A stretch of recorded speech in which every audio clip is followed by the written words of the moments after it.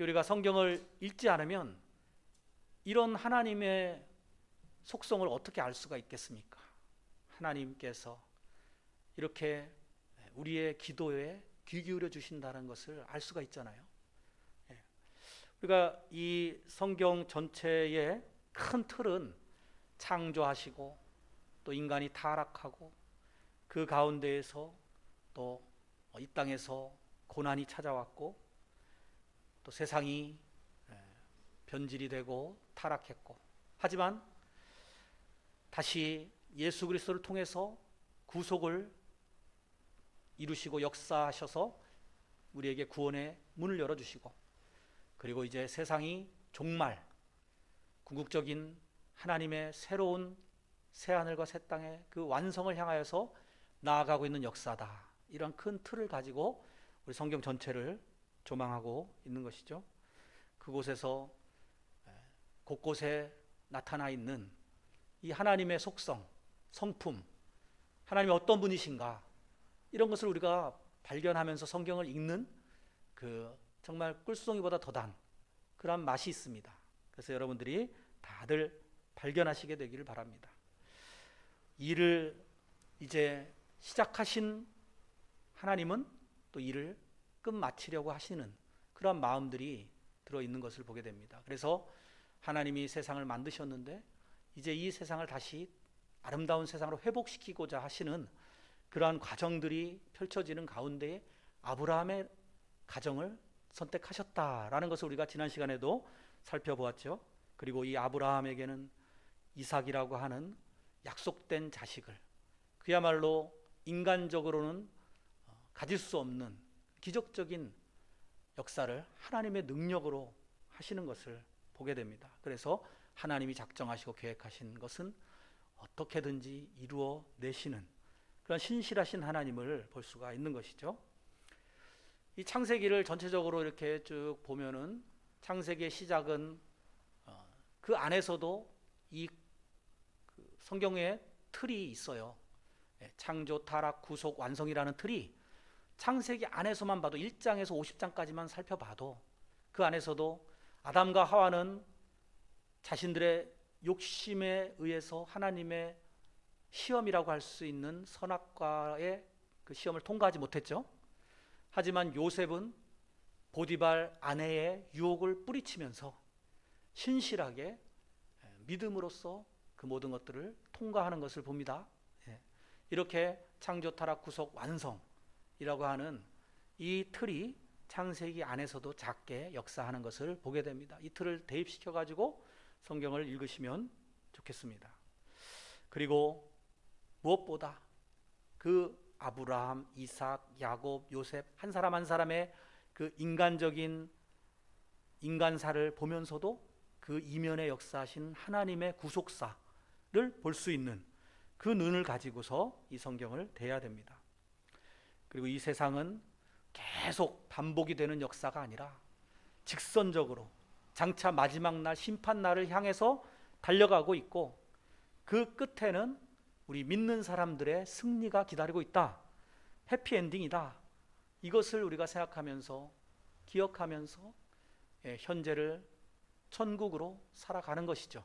현재가 고난이고 어둠이고 많은 영적인 전투가 있지만은 그 가운데서도 이제 결말을 우리가 기대하면서 어떻게 결론이 날지를 알고 있기 때문에 우리는 이 힘겨운 시간들을 인내하고 잘 이겨낼 수가 있는 것입니다. 그래서 믿는 자들의 특권은 결론이 승리할 것이라는 것을 아는 것이 우리의 특권이에요. 그렇기 때문에 우리가 예수 믿으면 복 받습니다 라고 하는 게 거짓말이 아니죠. 예수 믿으면 구원을 받고 천국의 복이 가장 이 땅에서 우리가 가질 수 있는 가장 큰 복을 누릴 수 있기 때문에 그렇게 전도를 합니다만 세상 사람들이 볼 때는 이런 관점이 없으니까, 우리가 가지고 있는 이 시야가 그들에게는 없기 때문에 인생을 보는 눈이 우리랑 완전히 다르기 때문에 결국 우리가 불쌍한 자다 이렇게 생각을 하는 거죠. 그들이 볼 때는 어리석은 자들이고 불쌍한 자들이다 라고 생각하지만 우리가 볼 때 그들의 영혼이 결국 지옥과 멸망과 죽음으로 치닫고 있는 참 불쌍한 영혼들이구나. 우리가 오히려 긍휼한 눈으로 그들을 바라보게 되는 것이 바로 이러한 시야가 다르기 때문에 그렇습니다. 이것을 깨닫게 하시는 성령께서 우리 안에서 오늘도 내주 역사하고 계시다는 사실을 믿으시고, 또 우리가 잘못된 길을 갈 때는 말할 수 없는 탄식으로 우리를 위해서 중보기도 하고 돕고 계시고 힘주시고 선한 방향으로 이끌어 주고 계시다라는 이 사실을 기쁨과 감사함으로 받으시면서 우리 하나님을 의뢰하시고 나아가는 저와 여러분 되기를 바랍니다. 오늘 특별히 이 아브라함의 기도에서 이것은 자신을 위한 기도가 아니었어요. 바로 그 롯이 살고 있던 소돔과 고모라 지역에 수많은 그 불쌍한 이들을 바라보면서 긍휼한 마음으로 중보기도 했던 것입니다. 그 기도의 자세에서 우리가 배울 수 있는 거, 첫 번째로 겸손한 자세입니다. 최대한 자기 자신을 낮추면서 겸손하게 기도하는 그 모습을 우리가 또 보게 됩니다. 27절에 이렇게 말합니다. 나는 티끌이나 재와 같사오나 감히 죽게 아뢰나이다. 마치 그 복음성가 중에 그런 거 있죠. 벌레만도 못한 내가 용서받을 수 있나요? 그 찬양처럼 나는 정말 티끌, 먼지 같은 그러한 존재인데 그럼에도 불구하고 하나님께 아뢰입니다. 이렇게 기도하는 자세. 이 30절에는 뭐라고 말씀합니까? 주여 노하지 마옵시고 말씀하게 하옵소서. 하나님의 그 공의의 성품에 의하면은 당연히 심판을 하셔야 되지만 그래도 하나님 사랑의 성품이 또 계시지 않습니까? 이렇게 얘기를 하는 거죠. 그리고 31절에 감히 이런 말도 있고, 또 32절에는 내가 이번만도 아뢰리이다. 이렇게 정말 자신을 먼지처럼 겸손하게 낮추면서 끝까지 포기하지 않고 기도하는 자세가 있습니다. 가끔 하나님 앞에 무슨 명령하듯이 기도하는 모습도 있죠. 이건 이렇게 해주시고 저건 저렇게 해주시고 하나님 도대체 그럴 수가 있습니까? 이런 기도가 되면 안 되는 것이죠. 하나님은 교만한 자를 물리치시고 겸손한 자에게 은혜를 주십니다. 마태복음 18장에 예수님의 기도 중에, 기도에 대한 가르침 중에 그 바리새인과 세리의 기도가 있지 않습니까? 바리새인은 하나님이여 나는 다른 사람들 곧 토색하고 불의를 행하고 간음을 한 자들과 같지 않음을 감사하나이다. 나는 일주일에 2번씩 금식합니다. 11조를 드립니다. 이러한 모습이 우리가 잘못된 믿음 생활이 될 수 있다는 거죠. 그래서 이 바리새인의 의보다 너희는 나아야 된다라고 예수 말씀하셨죠. 세리는 어떻게 기도했는지 아십니까? 하나님이여 불쌍히 여기소서 나는 죄인이로소이다. 이렇게 자기의 죄를 들여다보고 하나님 앞에 솔직하게 회개하고 나아가는 그 모습을 하나님이 의롭다고 하셨지, 바리새인과 같은 모습, 겉으로는 다 지키는 것 같았지만 사실 바리새인의 그 속마음은 죄악으로 들끓고 있었다는 것입니다. 그래서 우리가 이렇게 겸손하게 세리처럼 기도할 수 있어야 되고 아브라함처럼 기도할 수 있어야 됩니다. 그리고 또 이 23절 한번 보십시오. 아브라함이 가까이 나아가 이르되 주께서 의인을 악인과 함께 멸하려 하시나이까? 그 성 중에 의인 50명이 있을지라도 주께서 그것을 멸하시고 그 50의인을 위하여 용서하지 아니하시리까? 주께서 이같이 하시면 의인을 악인과 함께 죽이시니 부당하오며 의인을 악인과 같이 하심도 부당합니다. 세상을 심판하시는 이가 정의를 행하실 것이 아닙니까? 그 하나님의 정의, 즉 공의, 여기에 호소를 하고 있고, 또 하나님이 이렇게 아브라함이 계속 50명, 45명, 40명 계속 이렇게 하는데도 하나님은 자비로우시고 인내하시고 또 긍휼을 베푸시는 분이라는 것을 보게 됩니다. 사랑이 무한하신 그 사랑의 성품에도 호소를 하고 있는 겁니다. 그러니까 구약의 하나님이 신약의 하나님과 다르다? 아닙니다. 구약과 신약 사이에 예수님이 오셨기 때문에 어떤 그 역사의 진전이 있었던 것이지, 구약과 신약은 전혀 별개가 아니고 하나님이 다른 분이 아니고 동일하게 구약에도 하나님의 공의뿐만 아니라 사랑의 성품이 이렇게 나타나지는 것을 이 아브라함의 기도 속에서 볼 수가 있습니다. 하나님이 그 기도에 대해서 참 응답해 주셨죠. 들어주셨죠. 예. 그런데 그 기도가 물론 아브라함의 예상과는 좀 많이 달랐죠. 예. 아브라함은 충분히 의인 50명 정도는 있겠지 했지만 결국 의인 10명도 없어가지고 소돔과 고모라는 심판을 당한 것이죠. 구원을 얻을 줄 알았는데 그 기도는 응답받지 못했습니다. 때론 이렇게 응답받지 못하는 기도도 있다라는 것을 또 발견하게 됩니다. 하지만 그 응답받지 못하는 기도 속에서도 롯의 가정은 구원을 해주시는, 여전히 또 심판 중에도 긍휼을 베푸시는 하나님, 그것을 볼 수가 있는 것이고, 남은 자를 또 하나님께서 이렇게 기억하시는 남은 자 사상이 또 성경의 중요한 주제 중에 하나입니다. 우리도 어쩌면 이 시대의 남은 자들입니다. 남은 자들에게 주목하시는 그 하나님을 기억하시고 우리에게 주어진 이 신앙의 때를 잘 인내하시면서 살아내시기 바랍니다. 밀라노에 어떤 공작이 살았는데 아주 악한 공작이었다고 해요. 사람들에게 잔혹한 일들을 일삼았다고 합니다. 그를 위하여서 기도하는 노부인이 계셨대요.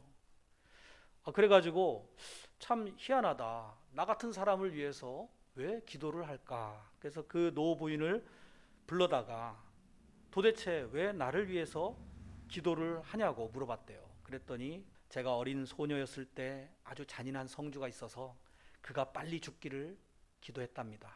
그런데 그가 죽은 후에 더 나쁜 성주가 와가지고 통치하게 되었답니다.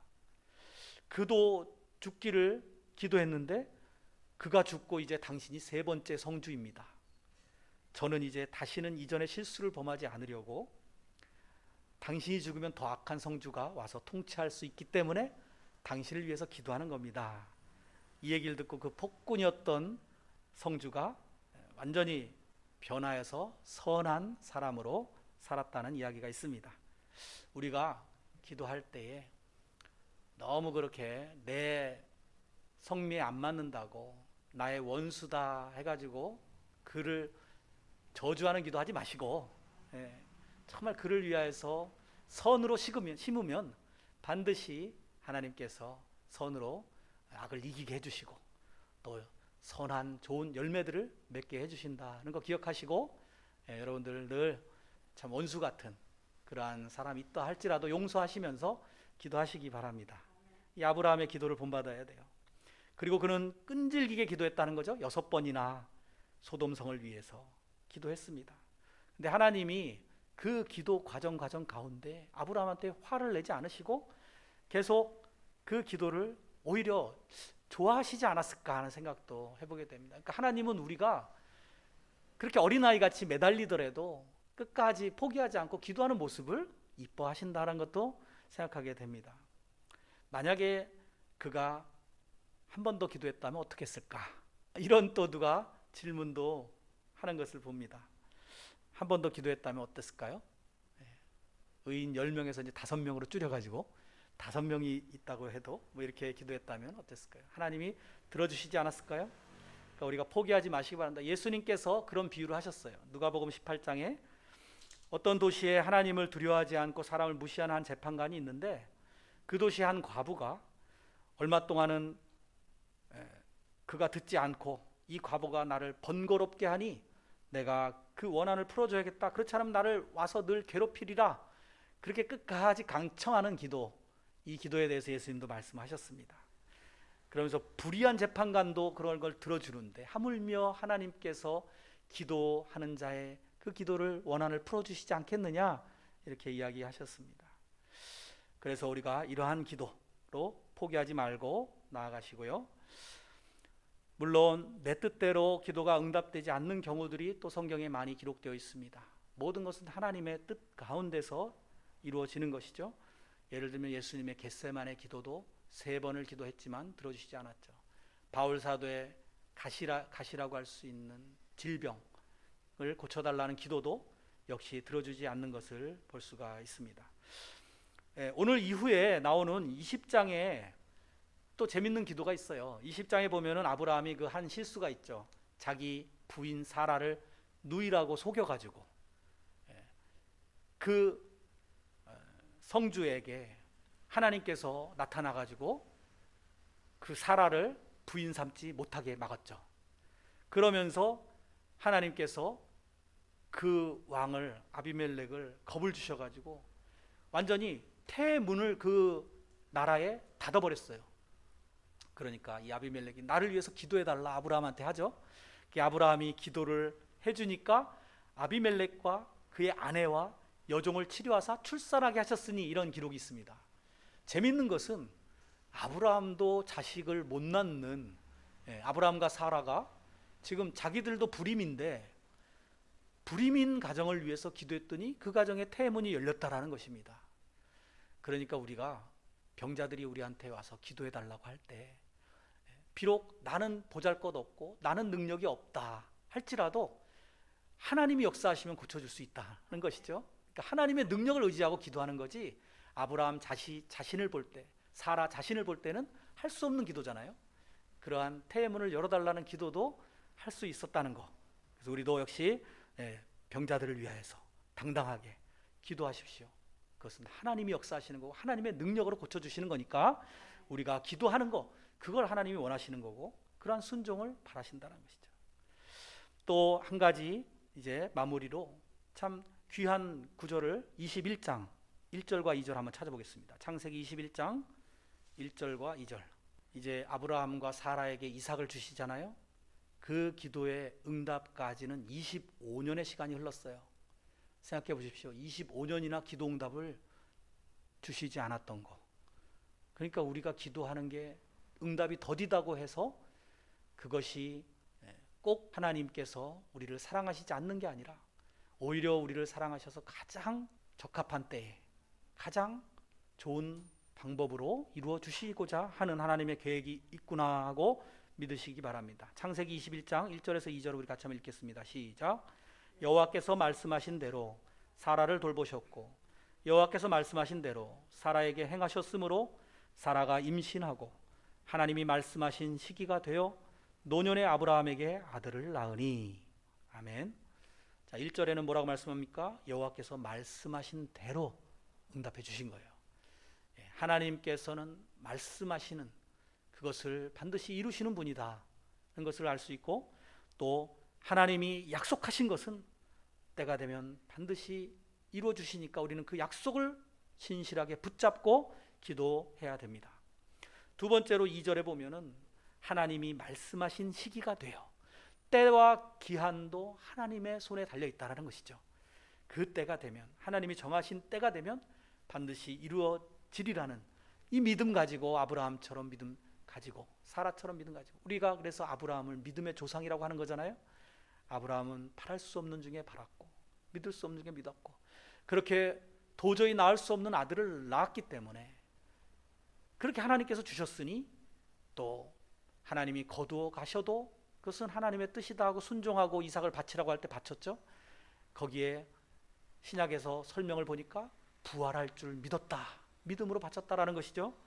이러한 귀한 믿음의 사람이 되기까지 수많은 연단과 고난을 통과한 것을 또 기억하시고, 아브라함의 인생, 그 인생을 이 성경에서 왜 우리가 읽어야 될까? 거기서 많은 것을 우리가 배울 수 있기 때문입니다. 우리의 인생에 대입시켜 보시고 하나님이 어떤 분이신가? 하나님은 성실하신 분, 우리에게 약속하신 것들, 그리고 말씀하신 것들, 우리가 그 예언의 말씀 중에 가장 우리에게 또 귀한 말씀이 뭡니까? 우리를 사랑하사 독생자를 주셨으니 이는 믿는 자마다 멸망하지 않는다는 약속 있죠. 그리고 구원을 얻게 해주시고 또 천국을 보장받은 거, 이거보다 귀한 약속 어디 있습니까? 이것을 신실하게 붙잡고 나아갑시다.